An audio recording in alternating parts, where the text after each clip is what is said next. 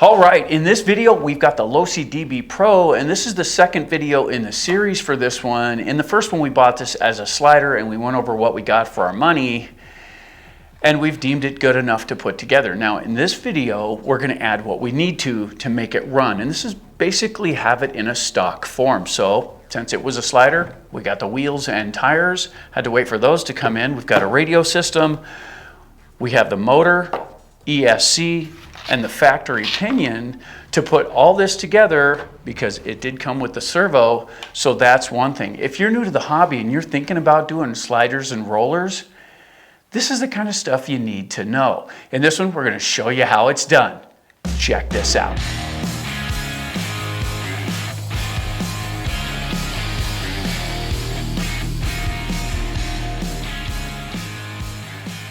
All right, all that being said, let's get down on the bench and make it happen. All right, so here's the speed control, and it's a Spectrum 130. And this looks like it'll fit right in there, so let's go ahead and see if it hits the mounts properly. There we go, and it might actually go in there pretty good. Let's go ahead and fish this through there. Just like that. Good. I'll get that out of the way, and let's see about getting this sitting on there properly. Now these should snap into place if this mount's correct, and it does. So let's get these wires up and out of the way. Looks like they'll fit right through there. Let's tuck them in there for now. There we go, and that looks good. So let's mount it down. There we go, just like that. Let's get this out of the way. Beautiful. And where are we going to mount this? Let's see. I've seen pictures of it down there, but there's no real place to put it. Not going to do that. Let's go ahead and put it up here for now. This is just temporary, but let's put it there for now. And I'm going to need a little longer screw than that, so this one should do it. Put it in place, and we'll just screw it down. And this hooks onto the front chassis brace, so this is very temporary. So we'll snug it down. Okay, now here's the motor. This is a 3150, and this one goes with that speed control, so it's a nice set. Let's get some Loctite on here, and we're gonna go ahead and hook the bottom in first. So let's do that. And we wanna make sure we have the motor rotated correctly so the wiring is up so everything will mount nice and easy. You don't wanna have the wiring off at a weird angle. There we go. Now let's put the pinion on. Just like that. And see how things look. Not too bad.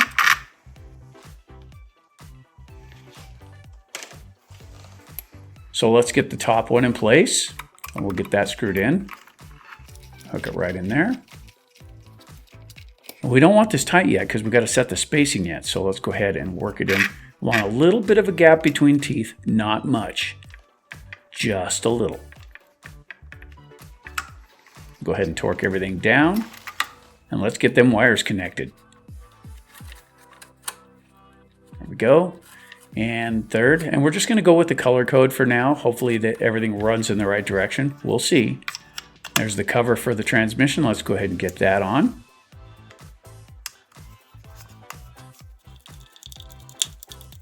Beautiful. Okay, here's the radio. So there's the transmitter. Here's the 6-channel receiver and the manual.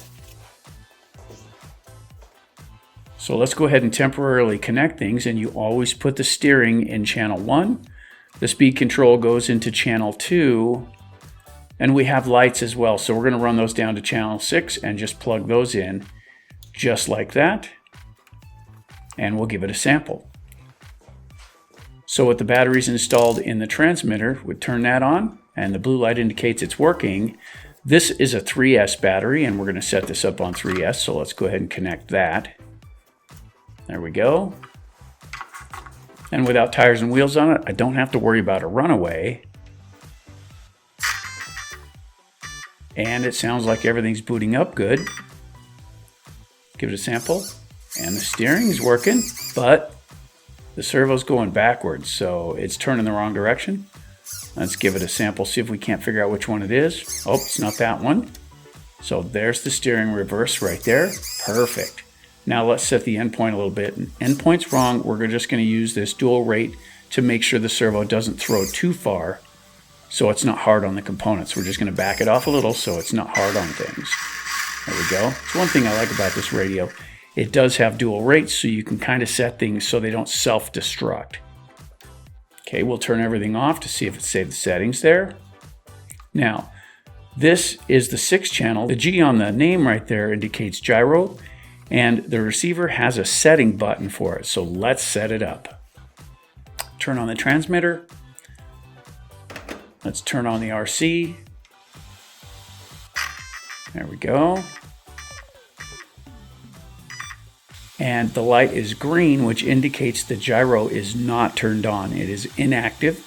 So we need to switch that. Notice how nothing's moving.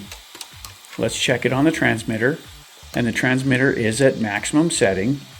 So the gyro should be working from the transmitter's point of view, but still nothing. So there's 3 clicks on the receiver to turn it on. The light goes red. Now the gyro's active. With the red light, it's active. Notice how it's twitchy for anything now, but the gyro is working backwards. So we need to fix that. It has to work in the right direction to counter steer. So 2 more taps on this real gently reverses it. Now it should counter steer just like that. Perfect.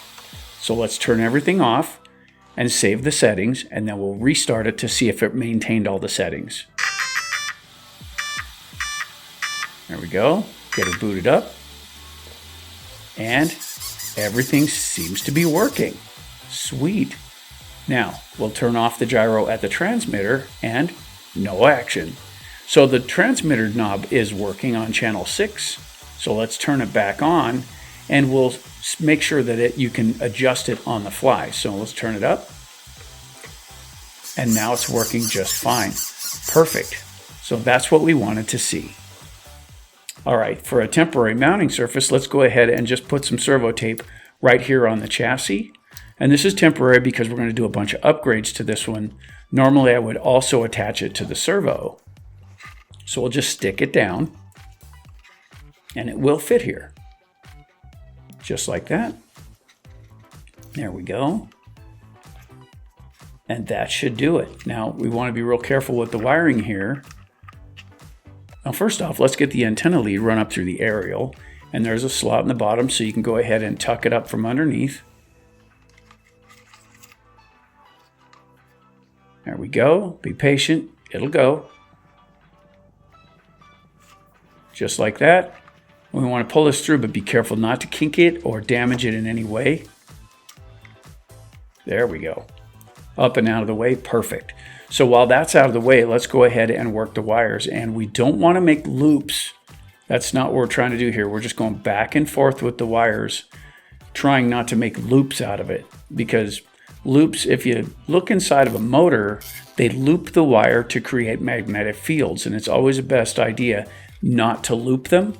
So we're just going to sort of weave them back and forth a little bit and bunch them up some, just to keep things kind of clean and out of the way. There we go. Just like that. Now let's get those tails out of there. Be real careful on this not to cut any of the wires. There we go. Now let's fish the aerial down because we don't want it sticking up high like that. We'll fish it down and we'll just pull the excess along the top of the other wires, just like that, and bend it over, and we'll put our cap on. There we go. And we're not going to coil this up. We're just going to keep that one long loop on it, just so that everything stays the way it should. It is on top of another bunch of wires, but if we made a bunch of loops out of it and made a loop like you would when you roll up a cord, you could get some sort of magnetic field interference, and we want to avoid that. Now let's put the wheels and tires on it.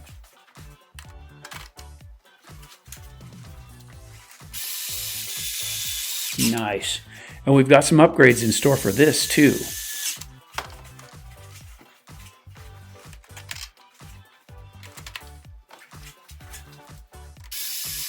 All right. Last one. There we go. So let's do a test now that everything's assembled. We'll turn everything on. The lighting is working. Now let's check that gyro.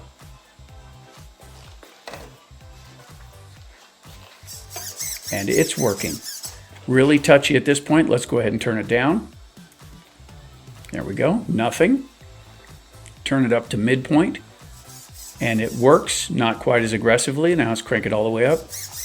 Now it's touchy. So it's fully adjustable, and that's a great thing. Forward, brakes, everything seems to be working as far as that goes too.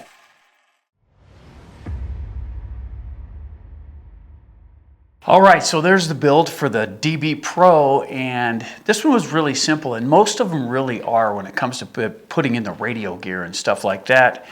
This one's a pretty good radio, and it's pretty easy to set up. You know, the nice thing about it is when you set the gyro, you have to set it in the receiver first, and that requires using the set button on the end. Now, be real gentle with that button. It's 3 clicks to activate the gyro. If it's working backwards, 2 more clicks reverses it, and that gets things working. Of course, right here on channel number 6, you can turn the gyro off just by counterclockwise on that one. Once you get all that set, this one does have dual rates on the top, and it does have servo reversing, and of course you've got your trim setups, which is very cool. It's a good radio, and it was real easy to put in. At the same time, we've got a lot of upgrades in mind for this one, and as it stands right now, this is pretty much returned to its stock condition, where it should be stock. And this does have the 3S battery in it right now, and everything sits really nicely in there. At the same time, I'm not really a fan of how the wiring here turned out, but that's temporary because when we do the upgrades, there's a lot of changes going to happen inside this RC. This is just for now. If you're going to get one of these, if I was going to run this for quite a while, I would have also put some servo tape against the servo itself and stuck it into the corner so it would hold it better. This is hooked to the metal right here, and I'm not really a fan of that, but it'll work for now because we're going to go right in and start on the next one. Still, at the same time, this temporary mount up top for the on switch, that's going to work for now, but at the same time, I plan to port the chassis down here and actually mount it down here. That means I got to drill 2 holes in the chassis and countersink the bottoms so we have no interference, but at the same time we can hold the off switch right next to the speed control so you can turn it on and off by just barely opening the body. That should work out pretty nicely. Still, at the same time, I'm really excited to have this one put together now. It's one of those deals to where it's really cool to complete a project, but I know there's more in store for this one. So if you haven't already, don't forget to bash that like button and help our content spread. You know, we love doing this kind of stuff, but it's not just about this particular RC. If you're going to get a roller, you have basically the same task ahead of you no matter what the RC is. You have to find out what motor you need and get that mounted. You have to find out what kind of speed control will handle the power, and you have to know how to mount the servo. Everything counts when you're doing this kind of thing, and cleanliness pays off in the long run. So if you can get your wiring set in there so it's protected, it can't get down into the drive lines and stuff, that's important. Also, alongside of that, when we looped in this antenna lead, so the antenna's a really short little aerial right here, I pulled it down and looped it around instead of making a bunch of loops, because that's not a good idea to do that with wiring if you can avoid it. When we did the bunch up right here, it's not loops, it's back and forth. That's how we hooked these together to avoid any kind of frequency issues that could happen. Wiring's a little particular about that kind of thing, and magnetic fields can cause a problem. So I like back and forth, not loops. That's just me. I've always had really good luck with that. But at the same time, cleanliness is everything because it'll add to longevity, and cleanup's a lot easier if things are maintained. So there you go. If you have any comments on this video or have a story that you'd like to share, please feel free to get down in the comments and help others along the way. For AJ Jam Studios, I'm AJ saying, keep ranching.